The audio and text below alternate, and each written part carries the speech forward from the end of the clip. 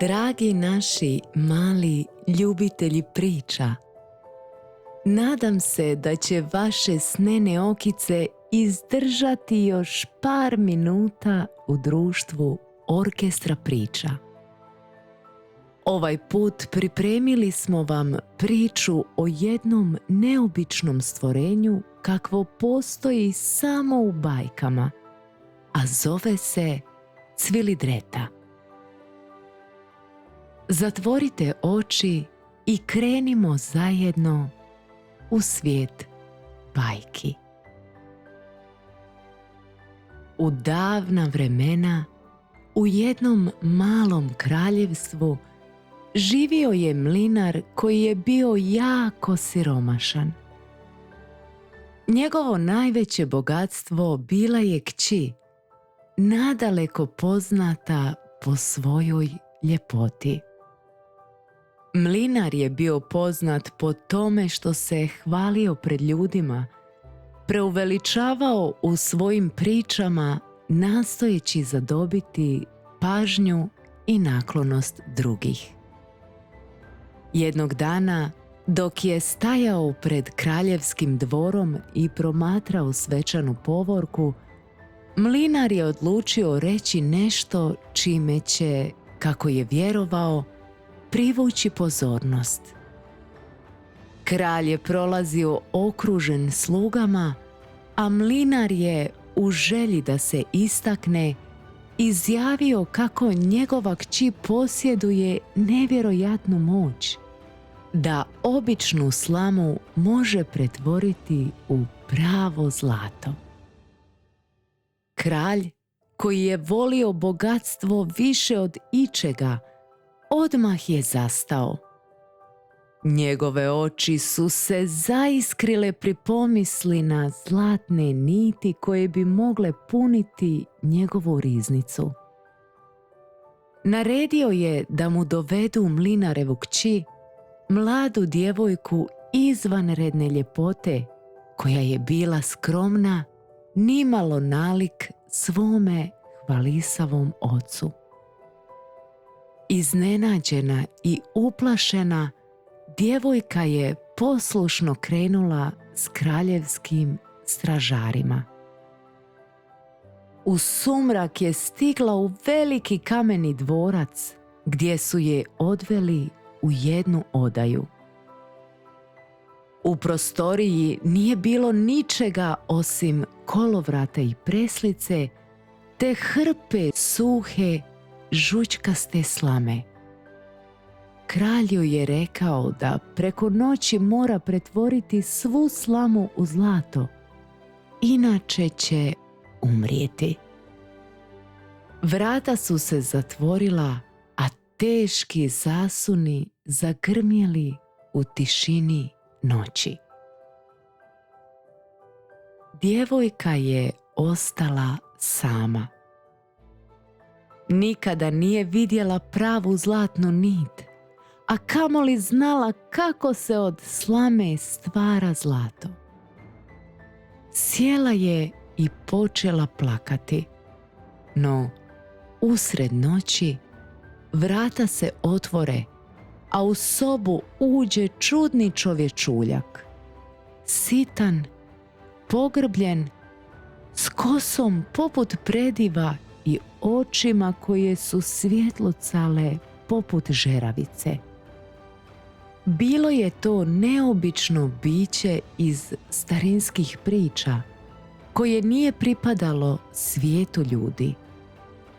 Čovječuljak je upitao djevojku zašto plače, a kada je čuo njezinu muku, ponudio se da će on slamu pretvoriti u zlato, ali ne besplatno. Za uzvrat je tražio njezin mali zlatni privjesak, jedinu uspomenu na majku. Nevoljko, djevojka mu ga je pružila. Čovječuljak je brzo uzeo kolovrat i preslicu, te nit po nit svu slamu pretvorio u zlato. Do zore je cijela prostorija blistala. Kada je kralj ujutro došao, oči su mu zasjale od pohlepe, ali nije bio zadovoljan. Želio je još. Naredio je da djevojku odvedu u još veću odaju, ispunjenu sa dvostruko više slame, i ponovno joj je dao istu zapovjed. Te noći, kada je očaj već obuzeo djevojku, pojavi se isti čovječuljak. Ovaj put tražio je njezin prsten. Ona mu ga je predala, a čudnovato biće je ponovno pretvorilo svu slamu u zlato. No kraljeva pohlepa nije imala kraja. Treću noć djevojku je zatvorio u najveću odaju u dvorcu i cijelu je napunio slamom. Rekao joj je da će, ako uspije i svu tu slamu pretvoriti u zlato, postati njegova žena. Djevojka nije bila sretna, ali nije imala drugog izbora. Čovječuljak se pojavio i ove noći, no djevojka više nije imala što bi mu dala.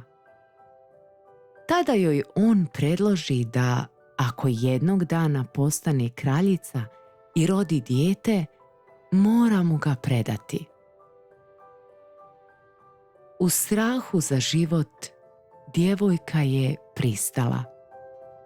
Zlato je ponovno ispunilo prostoriju, a ujutro je kralj, očaran bogatstvom, održao riječ i oženio djevojku.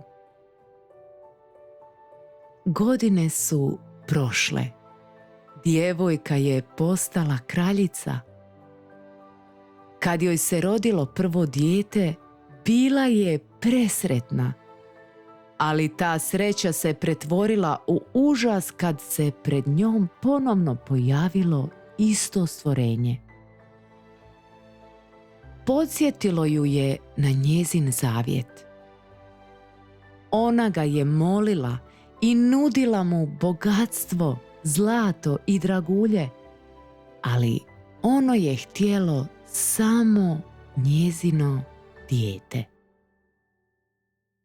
Tada se stvorenje, zabavljeno njezinim očajem, smilovalo i reklo da će joj ostaviti dijete ako uspije pogoditi njegovo pravo ime u roku od 3 dana. Kraljica je poslala glasnike po cijelom kraljevstvu i šire da prikupe sva imena koja bi mogla postojati.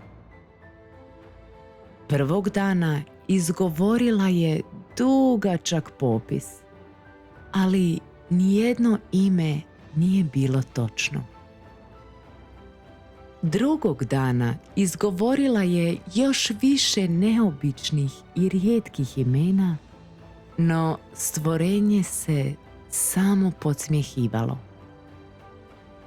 Treće noći jedan od glasnika vratio se iz dalekog kraja. U šumi, uz vatru, vidio je neobično biće kako skače i pjeva pjesmu.